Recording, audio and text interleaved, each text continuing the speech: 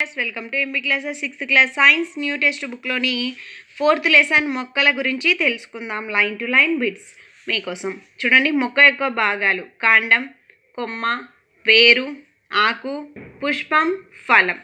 So పంట పొలాలు, పచ్చిక బయళ్ళు మరియు కుండీలలో అవసరం లేని మొక్కలు పెరుగుతాయి. ఈ అవసరం లేని మొక్కలను ఏమంటారు?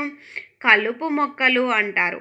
మొక్కలను కొన్ని లక్షణాల ఆధారంగా 3 రకాలుగా వర్గీకరించారు. అవి గుల్మాలు, పొదలు, వృక్షాలు. పచ్చని మృదువైన కాండం కలిగిన మొక్కలను గుల్మాలు అంటారు. ఇవి ఎలా ఉంటాయి? పొట్టిగా ఉండి ఎక్కువ శాఖలను కలిగి ఉంటాయి. కొన్ని మొక్కలలో కొమ్మలు కాండపు అడుగు భాగాన పెరుగుతాయి. కాండం గట్టిగా ఉంటుంది కానీ ఎక్కువ మందంగా ఉండదు. ఇటువంటి మొక్కలను పొదలు అంటారు. కొన్ని మొక్కలు చాలా పొడవుగా ఉండి గట్టి మందపాటి కాండాన్ని కలిగి ఉంటాయి. నేలకు చాలా ఎత్తులో కాండం పై భాగంలో కొమ్మలు ఉంటాయి. వీటిని ఏమంటారు? వృక్షాలు అంటారు. బలహీన కాండం కలిగి నిటారుగా నిలబడలేని నేల మీద వ్యాపించు మొక్కలను పాకే మొక్కలు అంటారు. దేనినైనా ఆధారం చేసుకొని పైకి ఎక్కే లేదా ఎగబాకే వాటిని ఎగబాకే మొక్కలు అంటారు. నెక్స్ట్, కాండం. కాండాలకు ఏమేమి ఉంటాయి? ఆకులు, కొమ్మలు, మొగ్గలు, పుష్పాలు ఉంటాయి. కాండం ద్వారా నీరు, ఖనిజ లవణాలు కాండంకి ఉన్నటువంటి ఆకులు, కాండానికి అతుకుబడినటువంటి ఇతర మొక్క భాగాలన్నింటికి చేరుతాయి.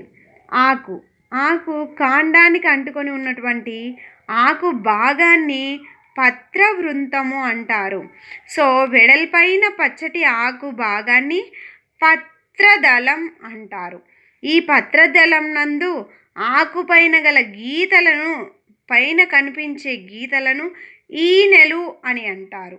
ఈ ఈనెలు ఆకు మధ్యలో గల స్పష్టమైన పెద్ద గీతను నడిమి ఈనె అంటారు. ఒక ఆకులో ఈనెలతో చేయబడిన రూపురేఖను ఆకుల ఈనెల వ్యాపనం అంటారు. ఆకుల ఈనెల వ్యాపనం 2 రకాలు. ఒకటి జాలాకార ఈనెల వ్యాపనం, 2 సమాంతర ఈనెల వ్యాపనం. సో జాలాకార ఈనెల వ్యాపనం అంటే నడిమి ఈనెకు ఈ రూపురేఖ 2 వైపులా వలలాగా ఉంటే అది జాలాకార ఈనెల వ్యాపనం. ఈ విధంగా ఉంటుంది. గడ్డి ఆకులలో ఈనెలు ఒకదానికొకటి సమాంతరంగా ఉన్నాయి. సో దీనిని సమాంతర ఈనెల వ్యాపనం అంటారు. చూడండి, ఈ విధంగా ఉంటుంది.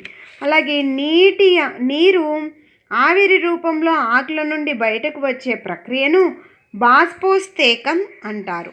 ఆకులు సూర్యకాంతిలో వాటిలో గల ఆకుపచ్చని పదార్థం సమక్షంలో తమ ఆహారాన్ని తయారు చేసుకుంటాయి. దీనికోసం అవి నీరు, గాలి, కార్బన్ డయాక్సైడ్ను కూడా ఉపయోగించుకుంటాయి. ఈ ప్రక్రియను మనము కిరణజన్య సంయోగ క్రియ అంటారు. కిరణజన్య సంయోగ క్రియలో విడుదలయ్యే వాయువు ఆక్సిజన్.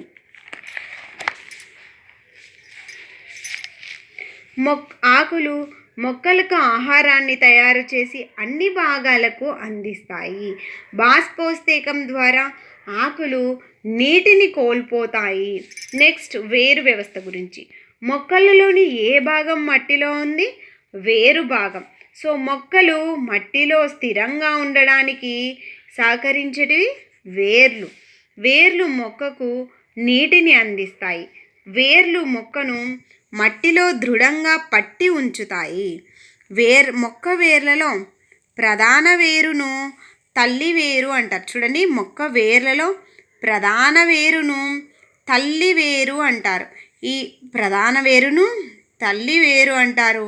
తల్లి వేరు నుంచి వచ్చే చిన్న వేర్లను పార్శ్వవేర్లు అని అంటారు. ఈ చిన్న వేర్లను పార్శ్వవేర్లు అంటారు. అన్ని వేర్లు ఒకే విధంగా ఉండి తల్లి వేరు లేకుండా ఉండే మొక్కలను గుబురు వేర్లు అని అంటారు. సో ఇది తల్లి వేరు వ్యవస్థ, ఇది గుబురు వేరు వ్యవస్థ. నీరు, ఖనిజ లవణాలకు నేల నుండి మొక్కలను నీరు, ఖనిజ లవణాలను నేల నుండి మొక్కలకు అందించేవి వేర్లు. జాలాకార ఈనెల వ్యాపనం గల పత్రం కలిగిన మొక్క తల్లి వేరు వ్యవస్థని కలిగి ఉంటుంది. సమాంతర ఈనెల వ్యాపనం కలిగిన మొక్క గుబురు వేరు వ్యవస్థను కలిగి ఉంటుంది. వేర్లలో ఆహారం నిల్వ ఉండే మొక్కలు క్యారెట్, ముల్లంగి, చిలగడదుంప, కందగడ్డ, కర్రపెండలం. ఇవి టెక్స్ట్ బుక్లోని ఎగ్జాంపుల్స్. పుష్పం చైనా రోజ్ అంటే మందారం, గుల్ మెహర్ అగ్నిపూల చెట్టు. చూడండి, పుష్పంలోని భాగాలు తెలుసుకుందాం. ఇది పుష్పం. ఈ పుష్పంలో ఏమేమి ఉంటాయి? రక్షక పత్రాలు, ఆకర్షణ పత్రాలు, కేసరాలు, కీలాగ్రం, కేసరాలు, పరాగకోశాలు, కేసరదండం, ఇవన్నీ ఉంటాయి కదా. సో వీటి గురించి కొంచెం ఇంట్రడక్షన్. వికసించిన పుష్పం యొక్క స్పష్టమైన భాగాలు మనకి కనిపిస్తాయి. సో వివిధ పుష్పాలకు వివిధ రంగులు ఉంటుంది కదా. పుష్పాల యొక్క రంగులు అవి ఎలా ఉంటాయి, మనల్ని ఆకర్షిస్తాయి కాబట్టి వాటిని ఆకర్షణ పత్రాలు అంటారు. సో ఆకర్షణ పత్రాలకు మొగ్గలో చాలా ముఖ్యమైన చిన్న ఆకు లాంటి నిర్మాణాలతో చేయబడి ఉంటుంది. వీటిని ఏమంటారు? రక్షక పత్రాలు అంటారు. ఇది రక్షక పత్రాలు. పుష్పంలో అన్నింటికన్నా లోపల భాగాన్ని అండకోశం అంటారు. ఏమంటారు? అండకోశం అంటారు. ఈ అండాశయంలో చిన్న చిన్న పూసల వంటి నిర్మాణాలు ఉంటాయి.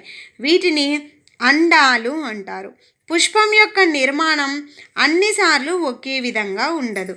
అలాగే చూడండి, ఇది చెప్పాను కదా, కీలంకి సంబంధించి ఇది కేసరంలో ఏమేమి ఉంటాయి? ఈ కేసరంలో కేసర దండం, పరాగకోశం ఉంటుంది. పరాగకోశంలో పరాగ రేణువులు ఉంటాయన్నమాట, పుప్పొడి రేణువులు. అలాగే ఇది కీలం, అండాశయానికి అంటిపెట్టుకుని ఉంటుంది కీలం. ఈ కీలానికి కీలాగ్రం ఉంటుంది. ఈ పరాగకోశంలోని పరాగ రేణువులు కీలాగ్రం ద్వారా అండాశయంలోని అండాలను కలిస్తే ఇంకా మంచి పుష్పం ఫలంగా మారుతుంది. మీకు కనుక నా వీడియో నచ్చినట్లయితే please like, share and subscribe. Thank you for watching.